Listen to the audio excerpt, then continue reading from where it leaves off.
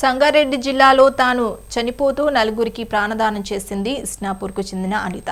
ఈ నెల 19వ తేదీన అనిత రోడ్డు ప్రమాదానికి గురైంది. దీంతో హుటాహుటిన పటాన్చెర్లోని ఓ ప్రైవేట్ ఆసుపత్రికి తరలించినా ఫలితం లేకుండా పోయింది.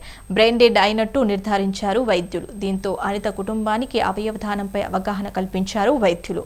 వారు అంగీకరించడంతో ఎర్రగడ్డ ఈఎస్ఐ ఆసుపత్రిలో అనిత గుండె, ఊపిరితిత్తులు, కిడ్నీలు, కాలేయం, కళ్ళు వంటి 8 అవయవాలను ఇతరులకు దానంగా ఇచ్చారు. నా తమ్ముడి భార్య మా మరదలు డ్యూటీకి వెళ్తుండగా మార్గ మధ్యలో ఆటో ఢీకొనడంతో ఆమె స్పృహ కోల్పోయి హాస్పిటల్లో అడ్మిట్ చేశాము. నేను మరణించడంతో అవయవ దానాలు మేము వేరే వాళ్ళకు గవర్నమెంట్కు దానం చేశాము. ఏదైనా పెద్దలు దాతలు ఎవరైనా ఉంటే వాళ్ళ పిల్లలు చిన్నగా ఉన్నారు కాబట్టి ఆదుకునే వాళ్ళు నాకు దయచేసి ముందుకు రాగలరని సహకారాలు అందించగలని